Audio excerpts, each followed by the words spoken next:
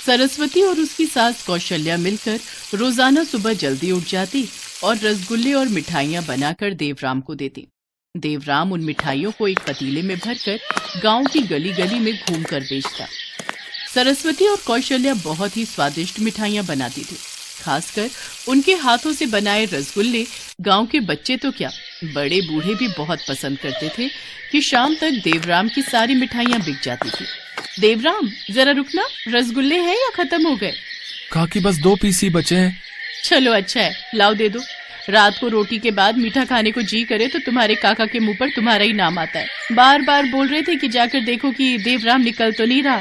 तुम्हारी आवाज सुनी तो मैं लेने आ गई। ये लो काकी। ये लो रसगुल्लों के पैसे। कौशल्या और सरस्वती खूब मेहनत से मिठाइयां बनाती थी। उनके हाथों की मिठाई का स्वाद बहुत अलग होता था। वहीं पड़ोस में रहने वाला नत्थू और उसकी पत्नी कमला दोनों कौशल्या के परिवार से जलते थे। तुम्हें पता है वो सरस्वती और उसकी सास कौशल्या कितनी बढ़िया मिठाई बना रही हैं। अच्छी खासी कमाई कर लेता है देवराम, और एक तुम हो। मैं तुम्हें मिठाई बनाकर देती हूँ और तुम खाली हाथ ही घर लौट आते हो। 1 रुपए की भी कमाई नहीं करते। क्या करूं, इस देवराम की वजह से मेरा भी दिमाग खराब रहता है। मैं जैसे ही मिठाई बेचने के लिए निकलता हूं, ये पहले पहुंच जाता है। और तुम नहीं जानती, गांव वाले इसकी ही मिठाई पसंद करते हैं। मेरी मिठाई कोई खरीदता ही नहीं है। तुम्हारे कहने पर मैंने मिठाइयां सस्ती भी बेचनी शुरू कर दी, फिर भी लोग लालच में नहीं आए। तुम्हारी बताई ये योजना भी फेल हो गई। नत्थू और उसकी पत्नी नई योजना बनाने में जुट गए कि किस तरह देवराम का काम खराब कर सके। गांव के चौधरी दीनदयाल के घर पोते का जन्मदिन था। बहुत से रिश्तेदार आए हुए थे।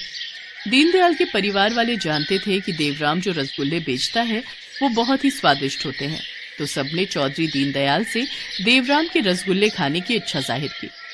सबकी इच्छा जानकर चौधरी दीनदयाल देवराम के घर पहुंचा। अरे चौधरी साहब, अब इतनी सुबह सुबह मुझे बुला लेते, मैं आ जाता। अरे कोई बात नहीं देवराम, परसों मेरे पोते का जन्मदिन है।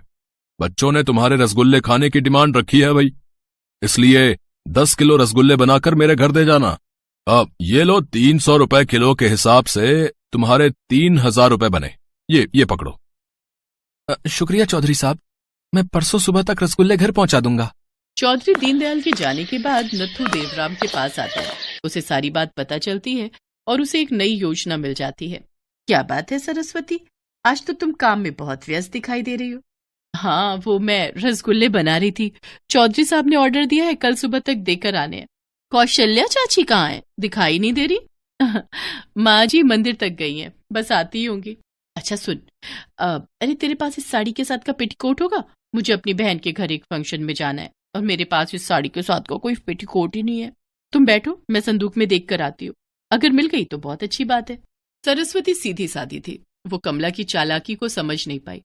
वो अंदर कमरे में संदूक से पेटीकोट ढूंढने चली जाती है। उतनी देर में कमला उस दूध में नमक को मिला देती है जिससे रसगुल्ले बनने थे। सरस्वती को कुछ भी पता नहीं चलता। वो कमला को साड़ी के साथ का पेटीकोट दे देती है। कमला चुपचाप घर आ जाती है। शाम को कौशल्या और सरस्वती सारे रसगुल्ले बनाकर तैयार कर देती हैं। देवराम, एक बार रसगुल्ला खाकर देख लेता स्वाद कैसा है। माँ, तुम लोग अच्छे ही बनाती हो, पर फिर भी अगर तुम कह रही हो तो मैं एक रसगुल्ला खाकर देख लेता हूँ। देवराम जैसे ही रसगुल्ले को मुंह में डालता है वो थू-थू करके रसगुल्ला फेंक देता है। क्या हुआ, तुमने रसगुल्ला फेंक क्यों दिया? इसमें नमक भरा हुआ है। ये तुम दोनों ने क्या कर दिया? नमक भरा हुआ है? पागल है क्या? आज तक कभी ऐसा हुआ है जो अब होगा? कौशल्या और सरस्वती भी रसगुल्ला खाकर देखती हैं। रसगुल्ले में नमक भरा हुआ था। सारे रसगुल्ले खराब हो चुके थे। देवराम सिर पीट कर बैठ जाता है क्योंकि उसे पता था कि चौधरी दीनदयाल का स्वभाव बहुत ही गुस्से वाला है और देवराम पैसे भी एडवांस ले चुका था। उसे कुछ समझ नहीं आ रहा था कि वो क्या करे। अगली सुबह रसगुल्ले तैयार करके देने थे, पर ना तो उनके पास इतने पैसे थे और ना ही समय। काफी पैसे वो इन रसगुल्लों के लिए लगा चुका था। देवराम परेशान हो जाता है। शाम के 7 बज चुके थे। नत्थू और कमला जोर जोर से हंस रहे थे क्योंकि उनकी युक्ति काम कर गई थी। सरस्वती अपनी सास कौशल्या को कमला के बारे में बताती है। हो ना हो, ये सब उस नत्थू और कमला का किया धरा है। सरस्वती बहू, वो तुमसे बहाने से पेटीकोट लेने के लिए आई और उसने दूध में नमक मिला दिया। मुझे पूरी बात समझ में आ रही है। चल बहू, अब ये रसगुल्ले हमारे किसी काम के नहीं है। हम इन्हें कहीं फेंक आते हैं। चौधरी साहब से माफी मांग लेंगे और हम कर ही क्या सकते हैं। कौशल्या और सरस्वती रसगुल्लों को बाल्टी में भरकर ले जाती हैं। तभी उन्हें एक खेत में से किसी गाय की आवाज सुनाई देती है, जैसे गाय किसी मुसीबत में हो। वो देखती है एक गाय गड्ढे में गिर गई है और निकलने का प्रयास कर रही है। हे भगवान, ये क्या, बेचारी गाय गड्ढे में कैसे गिर गई? बहू, हमें इसे गड्ढे में से निकालना होगा। माँ जी, मैं रस्सी लेकर आती हूँ, फिर उसकी मदद से हम इसे गड्ढे में से निकाल लेंगे। सरस्वती एक रस्सी लेकर आती है और उसकी सहायता से दोनों सास बहू मिलकर गाय को गड्ढे में से निकाल देती हैं। गाय इंसानों की भाषा में बात करने लगती है। तुम्हारा बहुत बहुत शुक्रिया, तुमने आज मेरी जान बचा ली। मैं अपने परिवार के साथ घास खाने निकली थी, पर रास्ता भटक गई और इस गड्ढे में गिर गई। मेरे सभी साथी मुझसे बहुत दूर हो गए। तुमने मेरी जान बचाकर मुझ पर बहुत एहसान किया है। अब मैं अपने साथियों के पास वापस जा सकती हूँ। पर तुम इंसानों की भाषा में कैसे बात कर लेती हो? मैं एक जादुई गाय हूँ, इसलिए मैं इंसानी भाषा में बात कर सकती हूँ। मेरा जादू दूसरों की मदद के लिए काम आता है। मैं अपने जादू का उपयोग अपने लिए नहीं कर सकती। आज तुमने मेरी जान बचाई है, इसलिए बदले में मैं तुम्हें कुछ देना चाहती हूँ। मांगो, तुम्हें क्या चाहिए? इस समय तो हमारी सबसे बड़ी परेशानी यही है कि हमें कल तक चौधरी साहब के 10 किलो रसगुल्ले बनाकर देने पर। सरस्वती गाय को अपनी सारी परेशानी बताती है। अपना हाथ आगे करो बेटी। सरस्वती अपना हाथ आगे करती है, तभी सरस्वती के हाथ में एक रसगुल्ला आ जाता है। तुम दोनों इस रसगुल्ले को ले जाकर अपने घर के आंगन में बो देना। कल सुबह तक तुम्हारी सारी परेशानी दूर हो जाएगी। अच्छा, अब मैं चलती हूँ, मेरे साथी मेरी राह देख रहे होंगे। इतना कहकर गाय वहां से चली जाती है। सरस्वती और कौशल्या रसगुल्ला लेकर घर आ जाती हैं और अपने घर के आंगन में बो देती हैं और सुबह होने का इंतजार करने लगती हैं। देवराम पहले ही उदास बैठा था। वो पूरी रात सो नहीं पाया, पर अगले दिन जब वो सोकर उठा तो वो हैरान रह गया। उसके आंगन में रसगुल्ले उगाए थे। पूरे आंगन में रसगुल्लों की फसल लहरा रही थी। ये देखकर देवराम, कौशल्या और सरस्वती बहुत खुश होते हैं। वो तीनों जब रसगुल्ले को खाकर देखते हैं तो उनका स्वाद बिल्कुल वैसा ही था जैसा कौशल्या और सरस्वती बनाते थे। ये तो चमत्कार हो गया। भला हो उस गाय का जिसने हमें इस परेशानी से निकाल दिया। देवराम बेटा, अब जल्दी से तू सारे रसगुल्ले तोड़कर चौधरी साहब के घर दे आ, वो इंतजार कर रहे होंगे। हाँ माँ, मैं अभी दे आता हूँ। तीनों मिलकर रसगुल्लों को तोड़ने लगते हैं, पर ये क्या, रसगुल्ले तो 10 किलो से बहुत ज्यादा थे। इतने ज्यादा कि अच्छी खासी रसगुल्ले की एक दुकान खोली जा सके। देवराम चौधरी साहब को रसगुल्ले देकर जब घर लौटता है तो देखता है रसगुल्लों से बड़े बड़े बर्तन भरे पड़े हैं। कौशल्या और सरस्वती अभी भी ढेर सारे रसगुल्ले तोड़ रही थी। देवराम ने बाकी रसगुल्ले बेचने शुरू कर दिए। गांव के लोगों की भीड़ लगने लगी। रसगुल्ले इतने स्वादिष्ट थे कि चौधरी साहब ने और रसगुल्लों का ऑर्डर दे दिया। सुनो जी, हमने सारे रसगुल्ले बेच दिए। अब हमारे पास बहुत सारे पैसे इकट्ठे हो गए। मैं सोच रही थी हम गांव में मिठाई की दुकान खोल लेते हैं। बहू ठीक कह रही है बेटा, अब हमारे पास पैसों की कोई कमी नहीं है। हम बढ़िया बढ़िया मिठाई बनाएंगे और बेचेंगे, खासकर रसगुल्ले जो सबसे ज्यादा पसंद किए जाते हैं। आप दोनों का विचार बहुत अच्छा है। ठीक है, मैं कल ही एक दुकान किराए पर ले लेता हूँ। देवराम एक दुकान किराए पर ले लेता है और उनकी मिठाई की दुकान खुल जाती है। नथु और कमला ने उनका बुरा सोचा था, इसलिए वो आज भी अपनी करनी पर पछता रहे थे।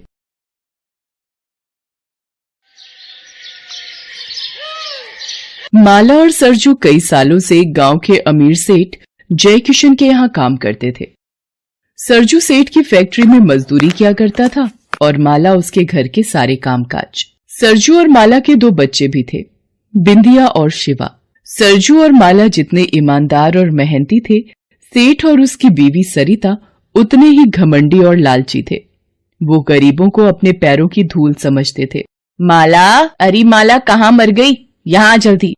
जी मालकिन, बताइए। क्या बताऊं? 1 घंटे पहले कहा था तुझसे कि घर के काम जल्दी निपटा कर आ मेरे पास। शाम की पार्टी के लिए मुझे तैयार होना है, लेकिन तेरे कानों में मेरी आवाज जाती कहाँ है? माफ कर दीजिए मालकिन, वो आज बर्तन बहुत सारे थे इसीलिए वक्त लग गया। अब बातें मत बना मेरे सामने, जल्दी कर। वो बिस्तर पर मेरे सारे गहने रखे हैं, एक एक करके मुझे पहना दे। चल जल्दी कर। माला बिस्तर पर से गहने उठाने लगती है कि तभी सरिता उसे रोकते हुए कहती है, अरे सुन, रुक 1 मिनट। वो वाला हार तू मत छू से, मैं ही उठाती हूँ। सरिता एक ज्वेलरी बॉक्स उठाती है और फिर उसे खोलती है। उस बॉक्स में बड़ा ही सुंदर हीरों का हार था। उस हार की चमक देखकर माला ने कहा, वाह मालकिन, ये हार तो बहुत ही सुंदर है। आप बैठिए, मैं पहना देती हूँ आपको। नहीं, रहने दे, तू इसे हाथ मत लगाना, मैला हो गया तो। असली हीरो का हार है, खास आज शाम की पार्टी के लिए खरीदा है मैंने। तुझे दूर से देखना है तो देख ले, वैसे भी तूने अपनी जिंदगी में असली हीरे थोड़ी ही देखे होंगे कभी। ऐसा मत कहिए मालकिन, मेरे बाबा हीरो की खान में काम करते थे। बचपन में मैंने बहुत हीरे देखे हैं, वो भी बिल्कुल असली। रहने दे, मजदूरी करके खान से हीरे निकालना अलग बात है और उन्हें खरीद कर गले में पहनना अलग। चल अब बातें बनाना बंद कर और मुझे तैयार कर जल्दी से, वैसे ही बहुत देर हो गई है। माला चुपचाप सरिता को तैयार करने लगती है। ये सरिता की आदत थी।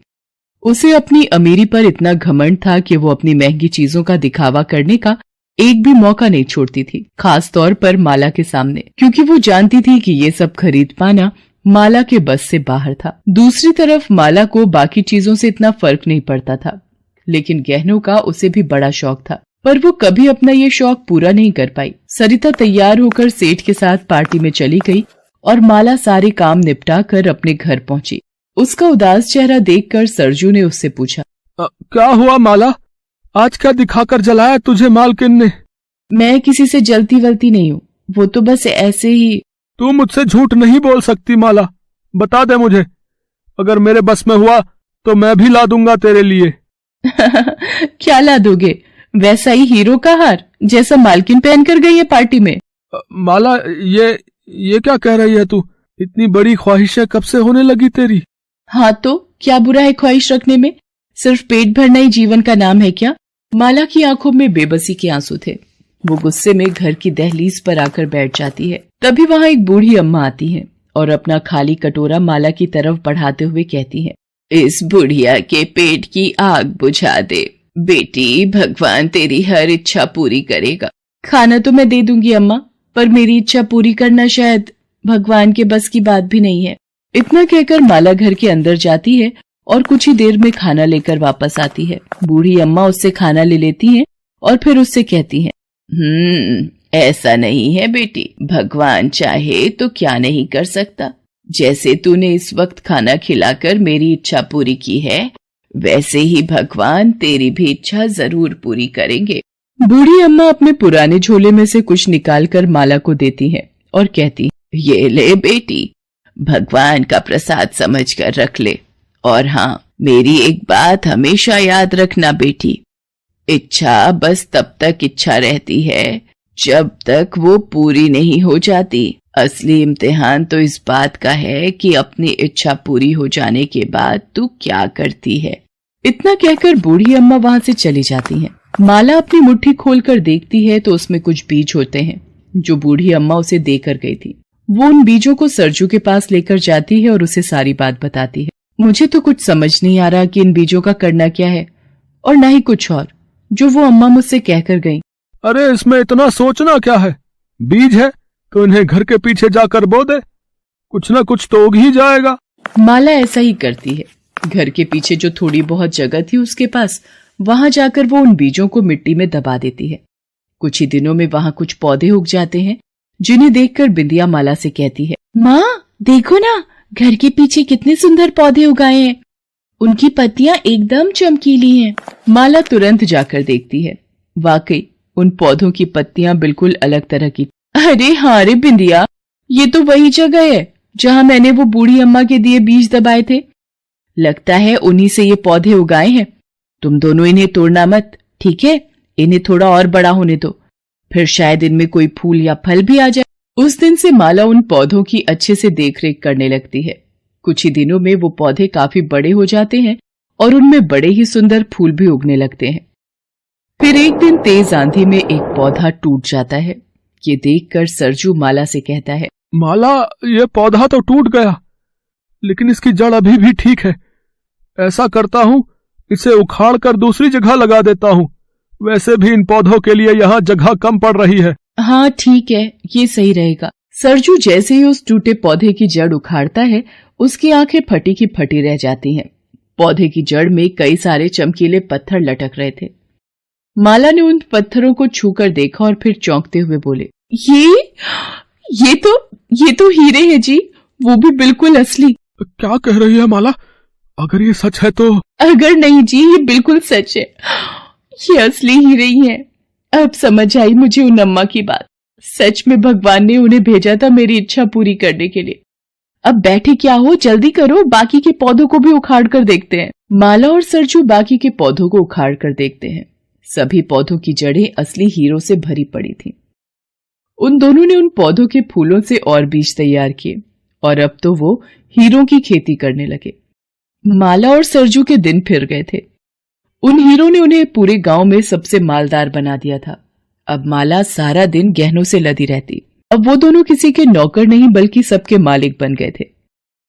माला को बूढ़ी अम्मा की बात समझ तो आ गई थी, लेकिन अधूरी। अब सरिता की तरह माला को भी अपनी अमीरी पर घमंड होने लग गया था। एक दिन बाजार में, अरे सरिता, कैसी हो? वैसे दिख तो गरीब ही रही हो। तुम्हारा ये हार कितना फीका है। मेरे हार की चमक के सामने तो ये कुछ भी नहीं। सरिता बिना कुछ कहे वहां से चली गई। माला की सारी इच्छाएं अब पूरी हो गई थी। उसके पास हीरों के खेत थे, जो अपने आप में किसी अजूबे से कम नहीं था। फिर एक दिन, माँ जल्दी चलो माँ, देखो शिवा को पता नहीं क्या हो गया, वो उठ ही नहीं रहा। माला भागती हुई शिवा के पास पहुंची। वो जमीन पर बेहोश पड़ा था और उसके एक हाथ में एक बड़ा सा हीरा था। उसे देखकर माला ने गुस्से से पूछा, ये हीरा कैसे आया इसके पास? पता नहीं मालकिन, हमने तो खेत से लाकर बोरी यहीं रखी थी। पता नहीं कब शिवा बाबा ने ये हीरा निकाल लिया। ये तो साफ था कि शिवा ने खेलते हुए उस हीरे को अपनी जीभ से लगा लिया था, जिससे वो बेहोश हो गया। सरजू शिवा को तुरंत अस्पताल लेकर भागा। देखिए, हम बच्चे को बचाने की कोशिश कर रहे हैं, लेकिन उसकी हालत नाजुक है। अब भगवान ही कोई चमत्कार कर सकते हैं। डॉक्टर की बात सुनकर तो जैसे माला के होश ही उड़ गए थे। उसे तो अब जैसे हीरों से नफरत सी होने लगी थी। उसने तुरंत अपने शरीर से हीरों के सारे गहने उतारकर फेंक दिए और पास ही बने एक मंदिर में जाकर भगवान के सामने जोर जोर से रोने लगी। हे भगवान, इतनी बड़ी कीमत मत लीजिए मुझसे, मुझे कुछ नहीं चाहिए। मैं हर परेशानी के साथ जी लूंगी, लेकिन अपने बच्चे के बिना नहीं जी सकूंगी मैं। माला मंदिर की दहलीज पर सिर रखकर जोर जोर से रो रही थी। तभी उसे अपने कंधे पर किसी का हाथ महसूस हुआ। उसने पलटकर देखा तो सामने वही बूढ़ी अम्मा खड़ी थी, जिन्होंने उसे पहली बार वो बीज दिए थे। माला बूढ़ी अम्मा के पैर पकड़ते हुए बोली, अम्मा मुझे कुछ नहीं चाहिए, मेरी बस एक ही इच्छा है, मुझे मेरा बच्चा वापस चाहिए अम्मा, और कुछ नहीं चाहिए मुझे। मैंने कहा था ना बेटी, इच्छा बस तब तक है जब तक वो पूरी ना हो जाए। लेकिन सच ये भी है कि बिना इच्छाओं के इंसान के जीवन का भी कोई मोल नहीं है। तो चिंता मत कर, आज तेरा दिल पहले की तरह साफ है, तो भगवान तेरी इच्छा जरूर पूरी करेंगे। ये ले, ये भगवान का प्रसाद अपने बच्चे को खिला दे जाकर। बूढ़ी अम्मा फिर से कुछ बीज माला को देकर वहां से चली गई। माला ने तुरंत जाकर उन बीजों का रस शिवा के मुंह में डाल दिया। देखते ही देखते शिवा को होश आ गया। वो अब बिल्कुल ठीक था। माला बहुत खुश थी। भले ही उसके पास अब हीरों के खेत नहीं थे, लेकिन उसका बच्चा सही सलामत उसके पास था, जो उसके लिए सबसे बड़ी दौलत थी। Best buddies.